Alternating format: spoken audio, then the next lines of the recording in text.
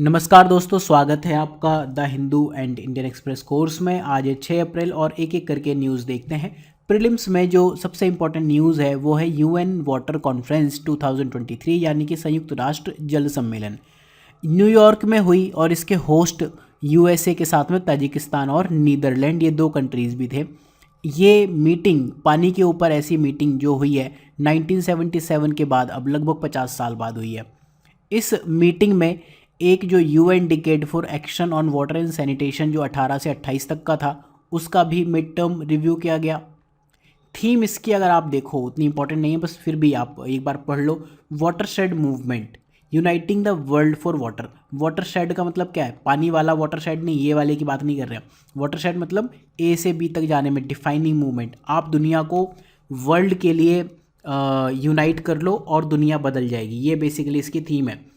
अब यूएन ने एक रिपोर्ट भी दी यहाँ पर, वाटर फॉर सस्टेनेबल डेवलपमेंट 2018 से 28 जो एसडीजी हैं उसके हिसाब से है।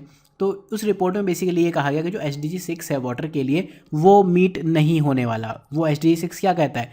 हमें इंश्योर करना है availability and sustainable management of water and sanitation for all, सभी के लिए करना है, चाहे उनका इकोनॉमिक स्टेटस कुछ भी हो, किसी भी स्टेज ऑफ डेवलपमेंट में हो। ये न्यूज़ का स्क्रीनशॉट है, आपके लिए डाल दिए। नेक्स्ट लेक्चर से हम लिंक्स भी दे देंगे तो आप वो भी देख लेना। जो पहली यूएन वाटर कॉन्फ्रेंस है, ऑल्दो ये न्यूज़ में नहीं लेकिन रिलेटेड चीज़ है तो हमें पढ़ लेनी चाहिए। 1977 में मार डे प्लेटा अर्जेंटीना में हुई थी।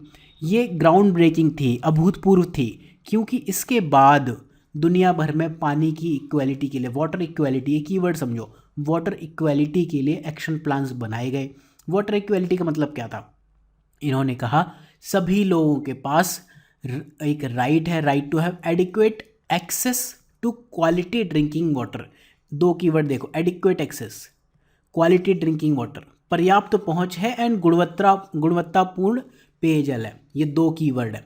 चाहे उनका स्टेज ऑफ डेवलपमेंट कुछ भी हो, विकास का चरण कुछ भी हो, सोशियो इकोनॉमिक स्टेटस कुछ भी हो। ये वो कॉन्फ्रेंस थी जिसके बाद ग्लोबल फंडिंग देखी गई और ग्लोबल एफर्ट देखे गए दुनिया भर में, जिससे सेफ ड्रिंकिंग वाटर मिले।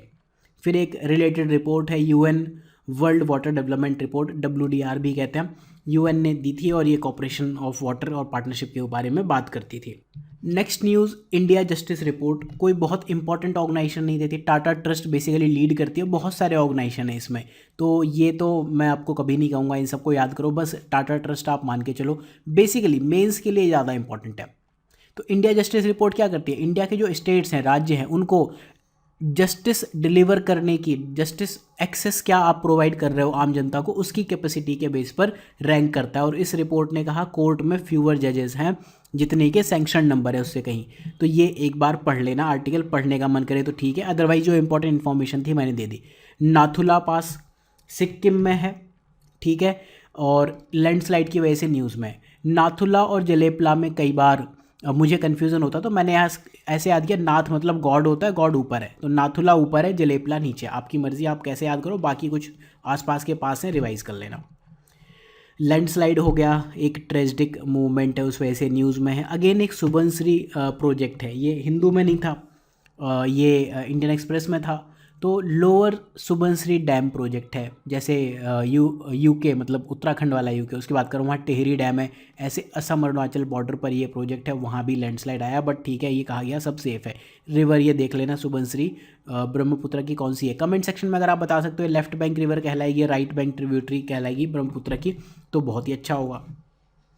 देन गुजरात की जो रिफाइनरीज़ हैं, इंडिया में रिसेंटली फ्यूल सर्ज आया, फ्यूल एक्सपोर्ट का सर्ज आया। क्यों आया? क्योंकि रशिया का इन्वेजन जो यूक्रेन पे चला आ रहा है, उसकी वजह से दुनिया ने अल्टरनेटिव्स एक्सप्लोर करने शुरू किए हैं। तो अब रशिया से ऑयल इंडिया आता है, इंडिया बाहर एक्सपोर्ट करता है, ये कहानी चल रही है, ठीक है। तो अब प्री के लिए मैंने प्री में क्यों डाली ये चीज़, कुछ ये चार्ट दिए हुए हैं कि गुजरात का देखो शेयर बढ़ रहा है, 20% से 30% बढ़ा, महाराष्ट्र का कम हुआ, तमिलनाडु का कम हुआ, बाकी सब स्टेट्स यहाँ हैं। देन ये एक बार, ये हिंदू के हैं तीनों टेबल और मैप, यहाँ पर लिखा हुआ है मोस्ट एक्सपोर्टेड कमोडिटी इन वैल्यू टर्म्स अक्रॉस स्टेट्स। एक बार ये देख जाना कि किस स्टेट से क्या क्या ज़्यादा भेजा जाता है, और इसी की ये टेबल बनाई हुई। जैसे डायमंड्स के लिए अगर आपको कहा जाए कि गुजरात है, no, answer is Maharashtra. Diesel के लिए गुजरात हो गया, जिंक किधर है, तो ये सब चीज़ें आपको समझनी पड़ेंगी। ब्लैक लीफ टी असम में है, राइट। तो बस सफिशेंट है। फिनलैंड ने नाटो ज्वाइन कर लिया है, बहुत दिन से चीज़ें चली आ रही हैं, फिनलैंड ने ज्वाइन कर लिया, रशिया ने वार्निंग दे दी, ठीक है। हीट वेव फोरकास्टिंग, आईएमडी करता है इस तरह की फोरकास्टिंग, और आज के टाइम में जो ये फोरकास्टिंग टूल हैं, वेदर असेसमेंट टूल्स हैं, बहुत ही एक्यूरेट होते जा रहे हैं।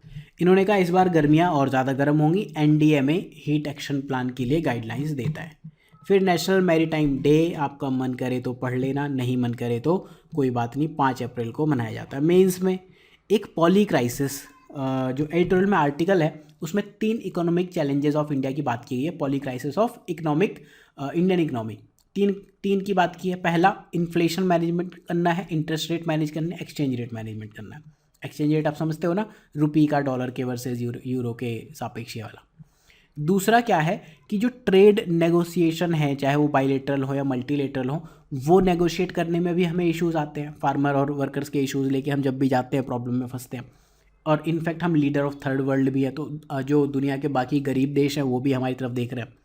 तीसरा, जो इंडिया में रहने वाले लोग हैं उनको एम्प्लॉयमेंट ही दे दो। अब जो इंडिया के इकोनॉमिस्ट हैं वो कहते हैं कि इन्वेस्टमेंट लाओ तभी ग्रोथ होगी, और हमें चाइना के इस वाले इन्वेस्टमेंट वाले एग्जाम्पल से सीखने की ज़रूरत है। ये आर्टिकल था पूरा, इस पूरे आर्टिकल में यही काम की चीज़ थी, मैंने आपको बता दी। फिर दोनों ही न्यूज़पेपर में ग्रोथ फोरकास्ट की बात की गई है। वर्ल्ड बैंक ने कहा थोड़ा सा ग्रोथ फोरकास्ट कम होगा, ठीक है। क्यों है? 2 रीज़न दिए इन्होंने कहा, एक तो कंजम्पशन कम है, दूसरा गवर्नमेंट फिजिकल एक्सपेंडिचर को टाइट कर रही है, खर्चे कम कर रही है। कंजम्पशन कम क्यों है? क्योंकि बोरोइंग कॉस्ट बढ़ रही है, लोन लेने की कॉस्ट बढ़ रही है, और इनकम ग्रोथ घट रही है। तो अगर आपको थोड़ा बहुत भी पता है मॉनेटरी पॉलिसी, बैंकिंग कैसे वर्क करती है, तो आपको समझ आएगा। फिर चाइना ने जो एक ये नए नेम कह दिया अरुणाचल में, अब हम रीनेम करेंगे, तो उनको इन्वेंटेड नेम कहा है इंडिया ने। इसकी वजह से ये मेंस में लाइन लिख देना, इस तरह की लाइन लिखी जाती है, China's renaming is a new lows in ties with India. तीसरी बार हो चुका है 2017 के बाद से। तो इंडिया की जो टेरिटोरियल सॉवरेंटी है, भारत की क्षेत्रीय संप्रभुता, उसके साथ जानबूझ के किया गया हस्तक्षेप है। लैंग्वेजेस प्री में याद कर लेना, मैंडरिन और तिब्बतन तो पता ही होगा, पिनियन, पिनियन इंग्लिश ट्रांसलिट्रेशन है। मुझे बहुत अच्छे से नहीं पता क्या होता है, अगर आपको पता हो कमेंट सेक्शन में बता देना ट्रांसलिट्रेशन क्या होता है। मैंडरिन तो एक लैंग्वेज है, इंपॉर्टेंट लैंग्वेज है चाइना की। ये आर्टिकल है। देन सेम सेक्स मैरिज के ऊपर लगातार चीज़ें आएंगी, जो हमने पिछले कुछ लेक्चर में बात की थी कि कोर्ट को नहीं, not by the court, but जो आपके रिप्रेजेंटेटिव्स हैं उनको बात करनी चाहिए, क्योंकि एक सेंसिटिव इशू है जो बड़े पैमाने पर सोसाइटी से रिलेटेड है। तो अगर हम इसे लीगलाइज कर देंगे तो जो फैमिली सिस्टम की रूट है उस पर ही ये स्ट्राइक थ्रो करेगा। ये है a case for marriage equality article. Then Twitter ने बहुत दिन पहले कहा था, बेसिकली एलन मस्क ने कहा था कि हम जो भी है एल्गोरिथम उसको ओपन सोर्स सॉफ्टवेयर की तरह देंगे। तो इन्होंने इस बार जो उनका रिकमेंडेशन सिस्टम है कि आपने कोई एक वीडियो देखा या कुछ भी देखा तो वो आपको वापस से कैसे रिकमेंड करता है, ट्विटर उसको कैंडिडेट सोर्सिंग कहता है। तो वो ओपन सोर्स में रखा, और अल्टीमेटली उन्होंने कहा पहले हम कैंडिडेट सोर्सिंग करते हैं, उसके बाद मशीन लर्निंग से प्रोसेस करते हैं, फिर आपको दिखाते हैं, 2-3 स्टेज में चलता है। बट ठीक है, ह्यूमैनिटीज़ के लिए यहाँ लिखा हुआ है कहीं कि ह्यूमैनिटीज़ के लिए एक बड़ा स्टेप है, ये लिखा हुआ है एंड में, ठीक है। एनसीईआरटी बुक्स में रैशनलाइजेशन के नाम पे कुछ चैप्टर्स हटा दिए, कुछ ट्रिम कर दिए, 7th क्लास में बेसिकली किए हैं। जैसे मुगल इरा का कास्ट सिस्टम का कंटेंट ट्रिम कर दिया, प्रोटेस्ट सोशल मूवमेंट का कंटेंट ट्रिम कर दिया, 2002 गुजरात राइट्स के कंटेंट हटा दिए। तो ठीक है, इसमें आपको डिबेट में पढ़ना है पढ़ो, अदरवाइज़ ये मेरे ख्याल से तो किसी काम की न्यूज़ नहीं, इंटरव्यू में ज़रूर पूछ सकता है। मेंस इन 300 टॉपिक्स में क्या होंगे? पहला, कास्टलेस सोसाइटी, ये बढ़िया आर्टिकल था। दूसरा, ONDC, ये हम देखेंगे। तीसरा, डिजिटल लैंडिंग, ऑलरेडी हम कवर कर चुके हैं मेंस इन 300 टॉपिक्स में। देन जो भूटान के किंग है, इंडिया आ गए तो डोकलाम इशू वगैरह सब कुछ डिस्कस होगा, इंडिया भूटान रिलेशन, राइट। तो ये जो वीडियोज़ हैं, जो फ्री प्लेलिस्ट है, यहाँ पर आप देख सकते हो।